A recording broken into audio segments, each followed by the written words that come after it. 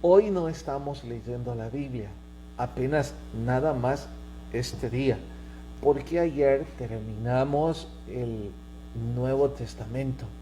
Felicidades a todos los que fueron constantes y que forjaron tan buen ánimo de leer su Biblia todos los días. Vamos a empezar el lunes a leer el Antiguo Testamento y aún no he hecho los cálculos, pero todo apunta por el número de capítulos que desde luego para poder leer el Antiguo Testamento en un año, en 2021, vamos a tener que leer más de un capítulo diario. Diría yo que eso no es ya preocupante porque ya tenemos el hábito. Y si algunos de esos días considero que la carga es alta, pues voy a reducir la carga del libro a fin. Lo importante es que no dejemos de alimentarnos espiritualmente. Hoy vamos a compartir nada más la guía del libro de Spurgeon, Discurso a mis estudiantes, y empezar. Bueno, antes de responder las preguntas, tengo que recordarles el contexto de lo que Spurgeon viene hablando. En este capítulo él ha estado diciendo lo inconveniente que es usar palabras altisonantes o palabras elocuentes. En nuestro español sería rebuscar palabras que no son parte de nuestra jerga para parecer educados o muy académicos. Él expresa que eso es grotesco, que es absurdo, y por supuesto lo dice con otras palabras que ya las vamos a ver. Ahora, él dice que deberíamos hablar de forma práctica, de modo que todos pudieran entender, pero si usted lee el capítulo de hoy diría, vamos, que Spurgeon no tiene ningún derecho de sugerir eso. Su vocabulario es tan por encima del promedio que sin un diccionario no podríamos entenderlo. El otro día alguien dijo, oiga pastor, parece que usted estaba molesto con los millennials. No, en lo absoluto, son el futuro de nuestra sociedad. ¿Cómo voy a molestarme con ellos? Al contrario, quisiera que quisieran atenderme y escuchar las pocas cosas que este inútil predicador pueda compartir, que sean de ayuda para ellos. Yo solo estaba diciendo que envidió tantos recursos que ellos tienen en comparación a cuando mi generación tuvo esa edad, que carecíamos de toda esa información, todos esos recursos, toda esa tecnología. Como simple ejemplo les digo, imaginen, si yo estoy leyendo Spurgeon hace 20 años, necesito un diccionario Larousse complicado, bastante grande, para poder entender lo que este escritor dice. Hoy no necesito un diccionario grande, grueso. Ahora me basta mi teléfono porque cada palabra que no logro entender se la pregunto a Google y el asunto es resuelto. Y con bastante información. Así es que de eso yo estaba hablando, pero lo que quiero recalcar es que si usted lee a Spurgeon en el capítulo de hoy, dirá, él no tiene ningún derecho de exhortar a un orador a no usar palabras elocuentes o muy difíciles, porque todo su lenguaje parece que es así. Como prueba les digo, chanzonetas, homeopática, dice homeopática en un océano de palabrería. Luego una tarjeta de nada en un plato de porcelana china. Perfidia pusilánime. La mejor política es no ser nunca un político. Sublapsarianismo. Deseo ateniense. Spurgeon, ¿qué está diciendo? Que no usen un lenguaje altisonante y es todo lo que usted ha hecho en este capítulo. No, por favor, eso es lo que quiero que entendamos. Cuando un orador, o en realidad cuando cualquier persona decide forjar un hábito y esforzarse un poco, por supuesto que va a crecer, va a subir un escalón por encima del promedio. Este hombre, ya les dije, que su biblioteca era inmensa.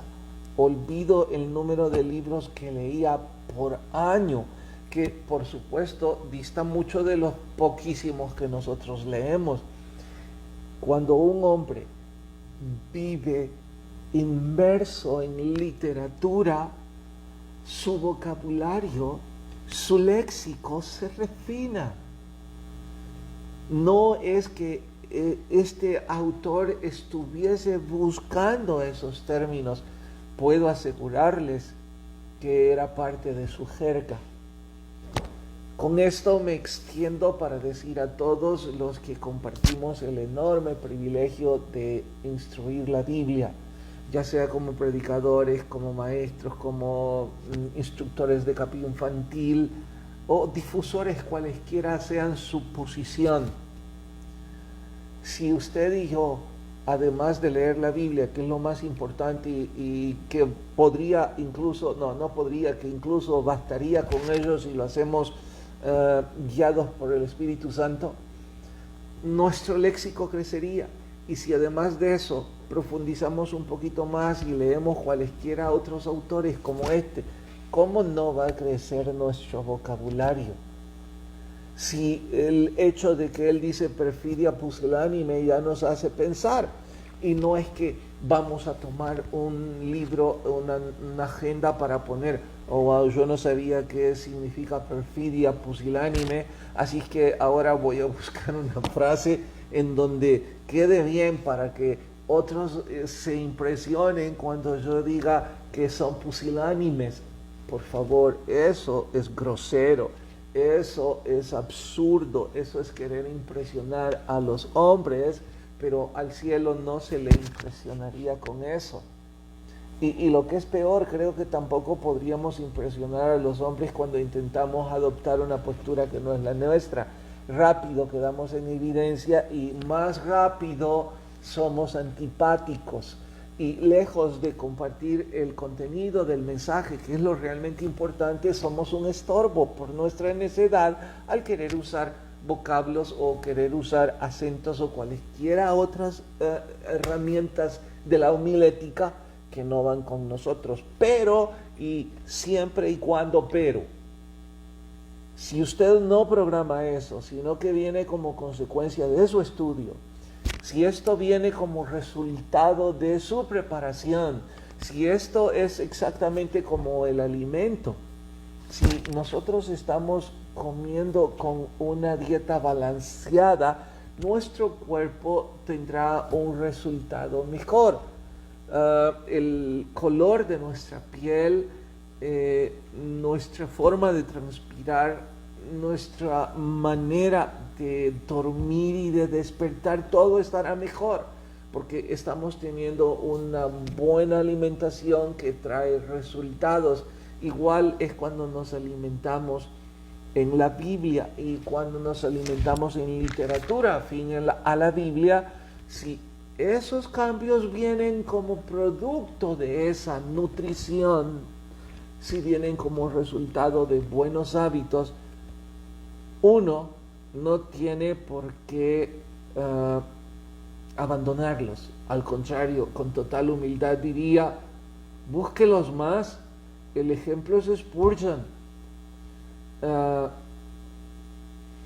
Los que no se esfuerzan por buscarlos, no se esfuercen por buscar esos términos y aparecer y poner en Facebook una frase que usted se la inventó y decir que esas personas son pusilánimes y al fondo poner su firma nomás para parecer que es letrado. Eso sí sería absurdo. Dicho lo anterior, pues bien, voy a las preguntas de hoy. Chanzonetas. Chanzoneta es una copla o una composición de un verso ligero y festivo. En este caso dice una chanzoneta de mal gusto. Si alguien ocupa una chanzoneta con arte, pues se aplaude. Es una copla o una composición ligera, festiva, pero elocuente. Si es de mal gusto, es una grosería. Estoy intentando buscar ejemplos de esto, pero olvido el arte del cine mexicano de allá por los 60s, cuando Cantinflas, Pedro Infante, los Aguilar y otros de ellos precisamente platicaban con coplas, pero con música. Ellos respondían y alguien más era la segunda voz, o más que la segunda voz. Si yo decía algo en esa copla, alguien más me respondía con música. Ahora, eso es un verso ligero, festivo, y en este caso con música, y aun cuando diría yo que es arte para el cine mexicano, cuando hablamos de literatura se distancia un poco, porque literatura yo creo que es algo muy por encima de eso. Pero en fin, de eso está hablando, y Spurgeon dice que algunos predicadores parece que lo que hacen cuando hablan es chanzonetas de mal gusto, coplas de mal gusto, porque no se preparan o por querer parecer elegantes dicen necedades. Deberíamos esforzarnos en el arte de decir cosas elegantes y pomposamente. Por supuesto que no debemos esforzarnos por hacer eso, pero si viene como resultado, fantástico, ya se los dije antes. Homeopática en un océano de palabrería. Imaginen, hasta mencionarlo es difícil, no, pronunciarlo es difícil. La homeopatía es un método curativo consistente en aplicar pequeñas sustancias de la enfermedad para que el sistema de la persona sana consiga una especie de inmunidad a ese mal.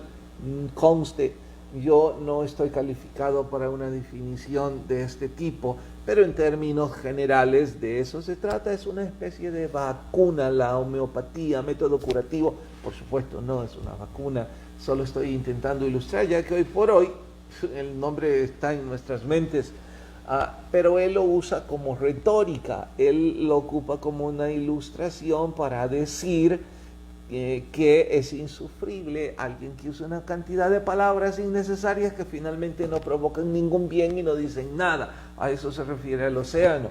De hecho, por eso es que el diccionario últimamente ha incluido cantinflar a la manera de hablar como Cantinflas. Yo creo que él sí decía muchas cosas, y las hacía con arte, aunque de vez en cuando concluíamos, a ver qué dijo. Bueno, algo como eso es lo que ahora Spurgeon está diciendo, que algunos oradores pareciera que están en una práctica homeopática en un océano de palabreríos. La siguiente se compara: una tajada de nada en un plato de porcelana de China. Por cierto, aquí tengo un plato de porcelana, no sé si es China o qué, pero en ese entonces la porcelana era muy cara. Así que él, en forma retórica y elocuente, dice que si usted pone aquí una tajada de nada, ¿para qué quiere esto? Sería mejor que tire el plato de porcelana y en un papel me ponga un pedazo de pan. Aunque esto no sea elegante, pero el pan es el que me nutre.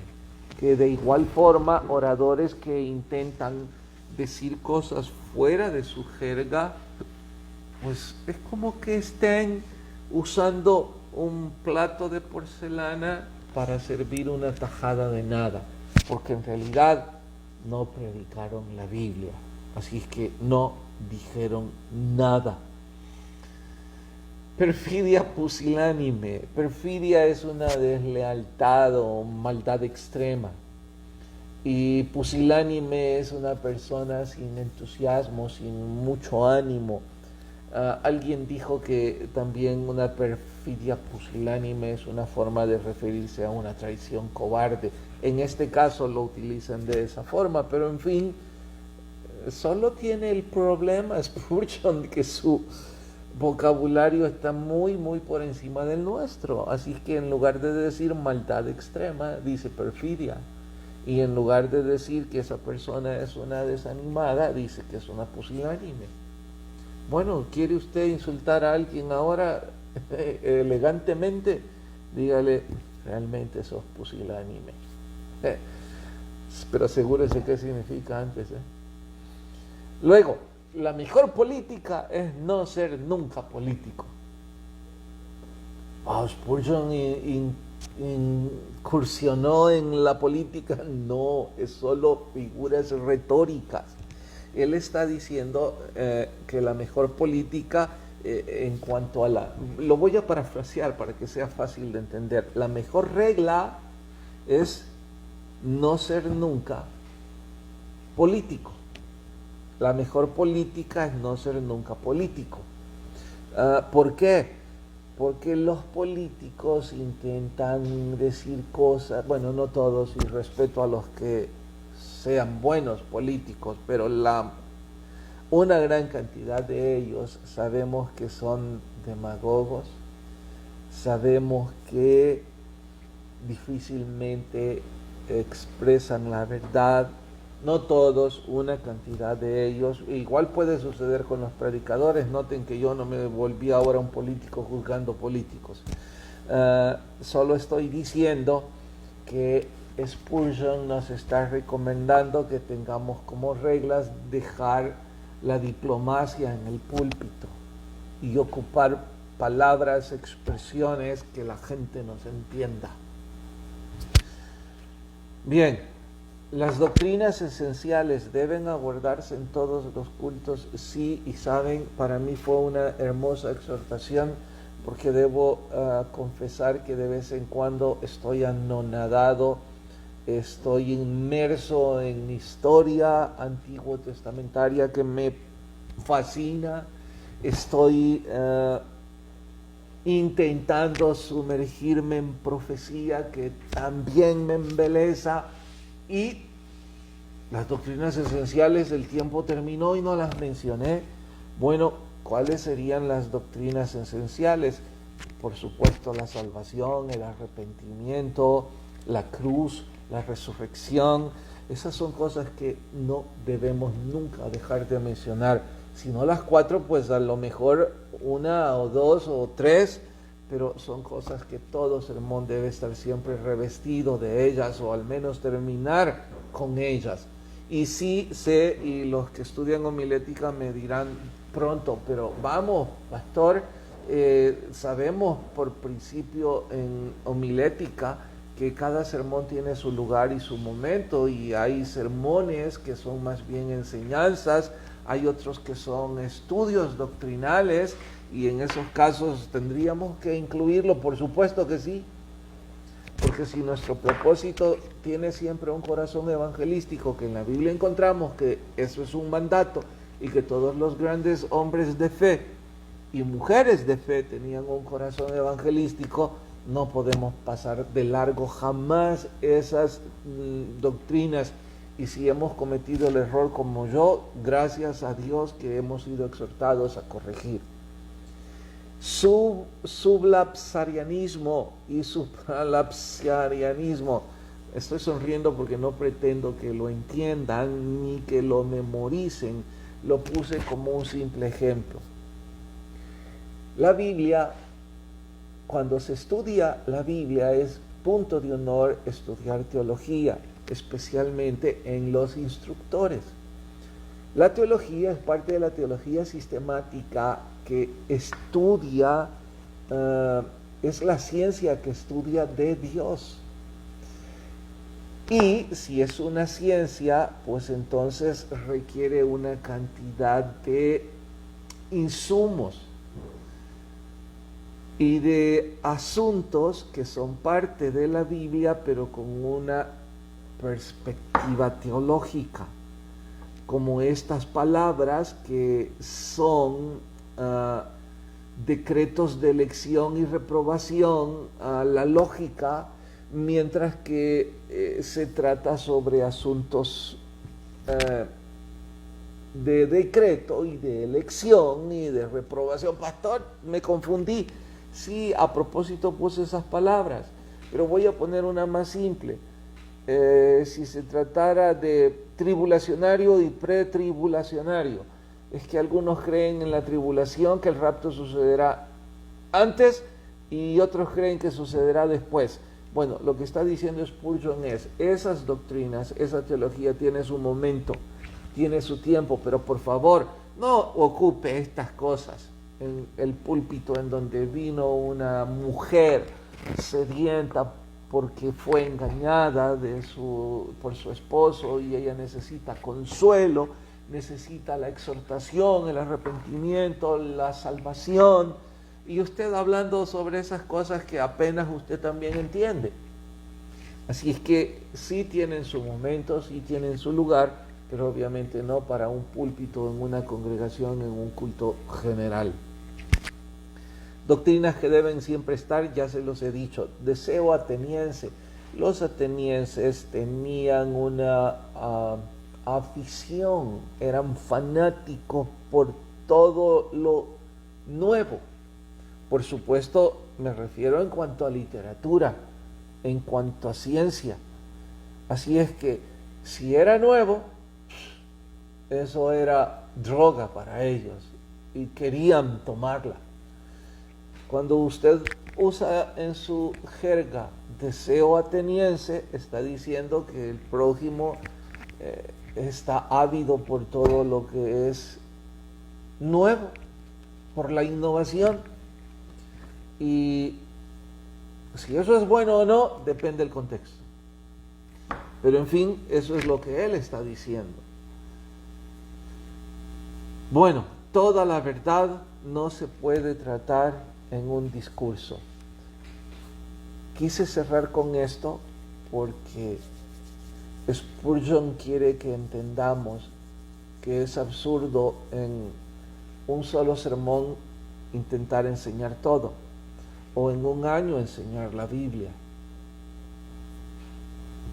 Yo creo que llevo ya un poco más de 12 años enseñando la Biblia completa por tercera vez, y creo que voy a pasar otros 2 años. O sea que la última vez que enseñamos la Biblia completa tardamos casi 15 años. Así es que ¿cuánto se tarda en enseñar toda la verdad?